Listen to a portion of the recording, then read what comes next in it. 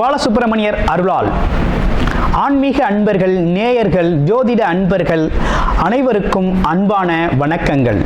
நான் உங்கள் வாழ்க வளமுடன் ஜோதிடர் ஸ்ரீ குரு சுந்தர வடிவேல்.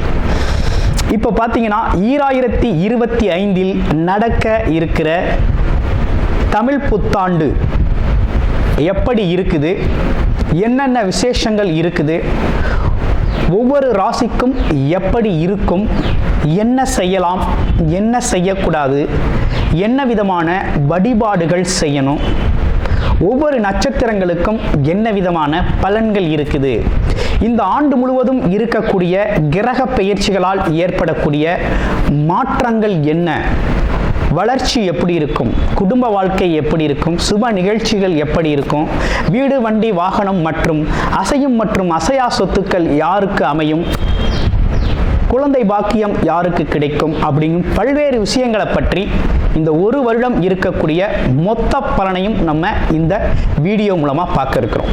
இப்போ இந்த விசுவாவசு வருடம் தமிழ் புத்தாண்டுகளில் 60 வருடங்களில் 39வது வருடம் தான் இந்த வருடம். இந்த வருடம் இந்த ஆண்டு பிறக்குது. இந்த வருடத்தில் பிறக்கும் குழந்தைகள் தைரியமாக குழந்தைகளாகவும், எல்லோரையும் அனுசரித்து தெரியக்கூடிய குழந்தைகளாகவும், பண்புள்ள குழந்தைகளாகவும், அது மட்டும் இல்லாமல் தர்ம காரியங்கள், புண்ணிய காரியங்கள் ஈடுபடக்கூடிய குழந்தைகளாகவும் பிறப்பார்கள் அப்படிங்கிறது சித்தர் பாடல்களில் உள்ள ஒரு அமைப்பு. அது மட்டும் இல்லாமல் தன் மகனை சான்றோன் என கேட்ட தாய் அப்படிங்கிறது மாதிரி அந்த குழந்தைகள் பெற்றோருக்கு பெருமை சேர்ப்பார்கள் அப்படிங்கிற ஒரு விஷயமும் இருக்குது. இப்போ இந்த வருடத்தில் இந்த வருட பிறப்பின் அடிப்படையில் சூரியன் அப்படிங்கிற ஒரு ராஜாவாகவும் மந்திரியாகவும் இருக்கிறதுனால அரசியல் மாற்றங்கள், அதிகாரம் சார்ந்த மாற்றங்கள் அப்படிங்கிற ஒரு விஷயம் நடக்க இருக்குது. அதையும் தாண்டி மழை பொழிவு அப்படிங்கிறது ரொம்ப அதீதமாக இருக்குது.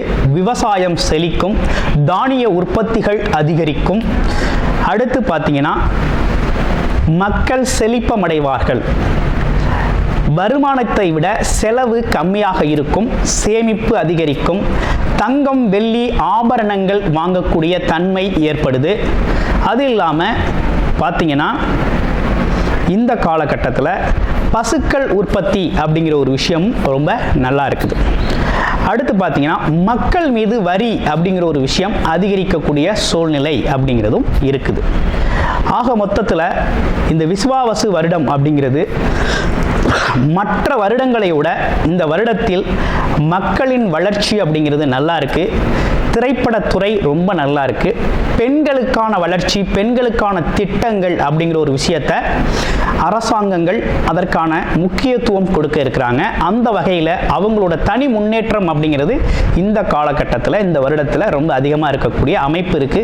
குறிப்பாக எல்லார் குடும்பங்களிலும் சுப நிகழ்ச்சிகள் நடக்கக்கூடிய ஒரு தன்மை, திருமண பாக்கியங்கள் கைகூடக்கூடிய ஒரு அமைப்பு, குழந்தை பாக்கியங்கள் கிடைக்கக்கூடிய அமைப்பு, கோவில் வழிபாடுகள், தர்ம காரியங்கள், புண்ணிய காரியங்களில் மக்கள் ஈடுபடக்கூடிய ஒரு தன்மை அப்படிங்கிறதெல்லாம் ரொம்ப மிக சிறப்பாக இருக்கக்கூடிய இந்த விசுவாவசு வருடத்தில் உங்கள் ராசிக்கு எப்படி இருக்கும் அப்படிங்கிறத இப்ப பார்ப்போம். மிருகசீரிஷ நட்சத்திரம்.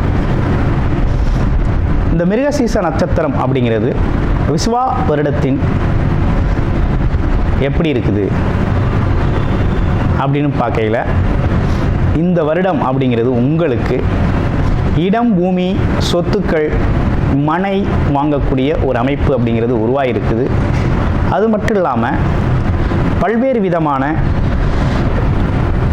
லாபங்கள் அப்படிங்கிறது இந்த காலகட்டத்தில் அதிகரிச்சிருக்கு. உங்களுக்கு மதிப்பு மரியாதை அதிகரிக்கும், குடும்ப பிரச்சனைகள் தீரும், குடும்பத்தின் மன மகிழ்ச்சிகள் ஏற்படும். அதே போல் பார்த்தீங்கன்னா திருமண சம்பந்தப்பட்ட விஷயங்கள் நடக்க ஆரம்பிக்கும், குழந்தை பாக்கியம் கிடைக்கக்கூடிய ஒரு அமைப்பு அப்படிங்கிறதுலாம் ரொம்ப அற்புதமாக அமைஞ்சிருக்குது. இது இல்லாமல் வருமானம் சார்ந்த விஷயத்தில் நல்லதொரு முன்னேற்றம் அப்படிங்கிறத இந்த வருடத்தில் நீங்கள் பெரிய லெவலில் சந்திப்பீங்க. இது ஒரு அற்புதமான வருடம், விசுவாவசு வருடம். அனைவருக்கும் புத்தாண்டு நல்வாழ்த்துக்கள். புத்திக்காரகனான புதன் பகவானை ஆட்சி அதிபதியாக கொண்ட மிதுன ராசி அன்பர்களே, இந்த புத்தாண்டு அப்படிங்கிறது பார்த்தீங்கன்னா கிரக பயிற்சிகள் எப்படி இருக்குது அப்படிங்கிறத பார்க்கையில், இவ்வளவு நாளாக உங்களுடைய ராசிக்கு 12ஆம் இடம் விரயஸ்தானத்தில் இருந்த குரு பகவான் ஜென்ம குருவாக வருகின்ற மே 14ஆம் தேதி பெயர்ச்சி அடைகிறார் ஜென்ம குருவாக. அப்போ ஜென்ம குருவாக வர்றார். அடுத்து பாம்பு கிரகங்கள் அப்படின்னு சொல்லக்கூடிய ராகு கேதுக்கள், ராகு பகவான் கேது பகவான் இவ்வளவு நாளாக உங்களுடைய ராசிக்கு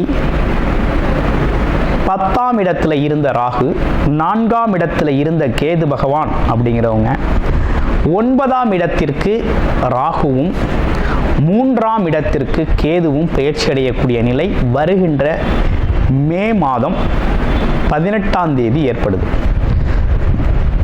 அடுத்து இவ்வருடம் முழுக்கவுமே சனி பகவான் உங்களுடைய ராசிக்கு தொழில் ஸ்தானம் சொல்லக்கூடிய 10ஆம் இடத்துல சஞ்சாரம் செய்யக்கூடிய நிலை அப்படிங்கிறது இருக்குது.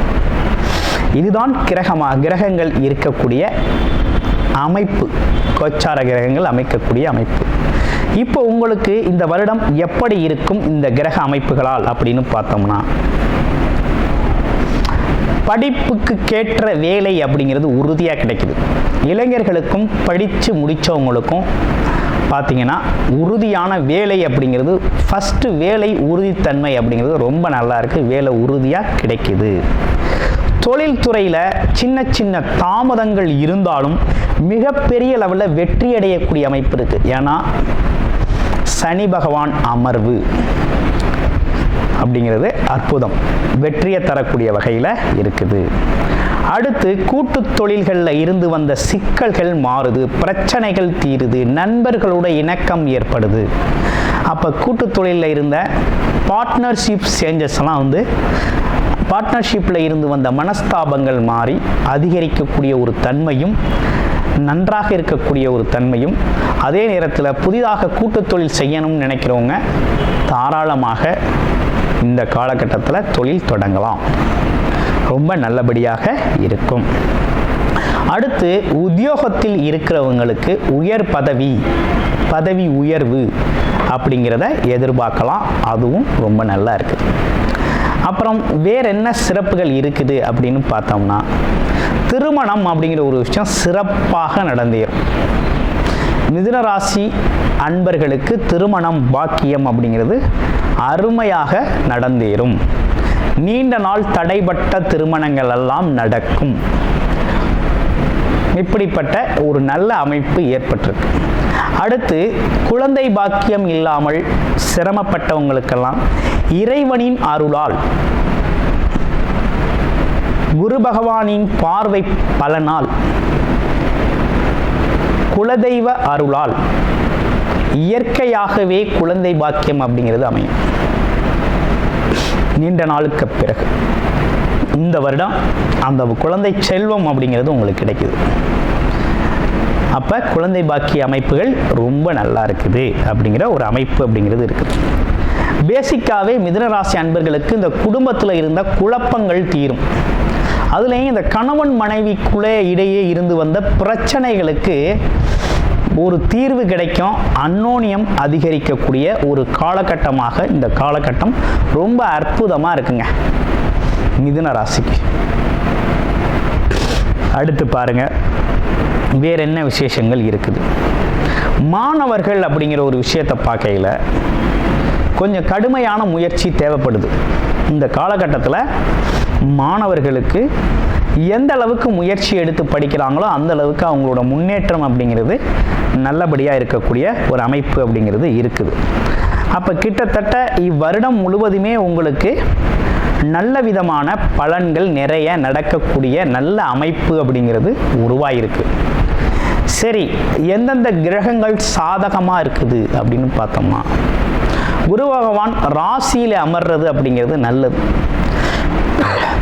என்ன காரணம் அப்படின்னா, நமக்குள்ள ஒரு குரு தன்மை அப்படிங்கிறது ஏற்படும். முதல்ல நமக்குள்ள குரு ஆற்றல் பெருகணும், நம்ம அந்த தன்மையை பெறணும். எதையும் நிதானமாக பார்க்கக்கூடிய ஒரு அமைப்பு, பொறுமையாக பார்க்கக்கூடிய அமைப்பு, அடுத்தவங்களுக்கு மதிப்பு மரியாதை கொடுக்கக்கூடிய ஒரு தன்மை. ஆமாம், ஒவ்வொருத்தரையும் எதிர்கொள்கிற ஒரு விஷயம் நிதானம். இப்படிப்பட்ட விஷயங்கள்லாம் நமக்கு வந்து சேரும். நமக்கு மதிப்பு மரியாதை அதிகரிக்கும்.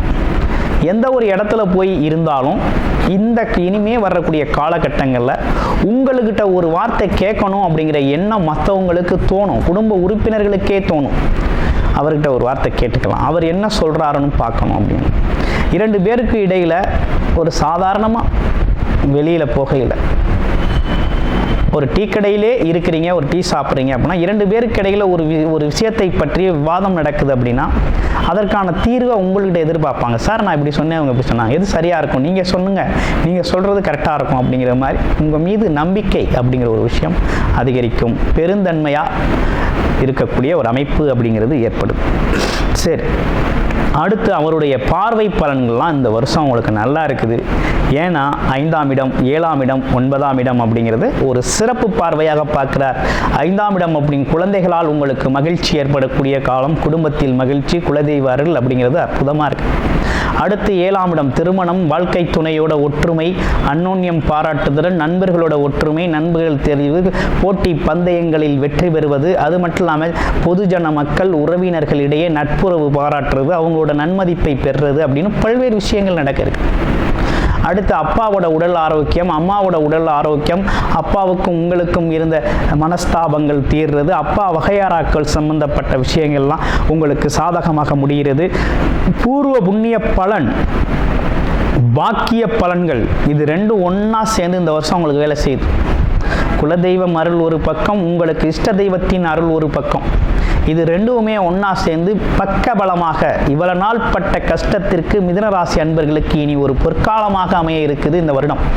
உங்களுடைய பிறப்பு ஜாதகம் எப்படி இருக்குது, என்ன விதமான தசாபுத்திகள் நடக்குது, சாதக பாதகங்களா இருக்குதா தசாபுத்தி அமைப்பு அப்படிங்கிறத பாருங்க. கோச்சார கிளைநிலைகள் பார்த்தீங்கன்னா உங்களுக்கு மிகப்பெரிய லெவலில் சப்போர்ட்டிவாக அமைஞ்சிருக்கு இந்த வருடம். சிறப்பாக நீங்கள் பயன்படுத்திக்கிறது அப்படிங்கிறது தான் ரொம்ப முக்கியம். முகந்தெரியாத அன்பர்கள் உங்களுக்கு உதவுவாக.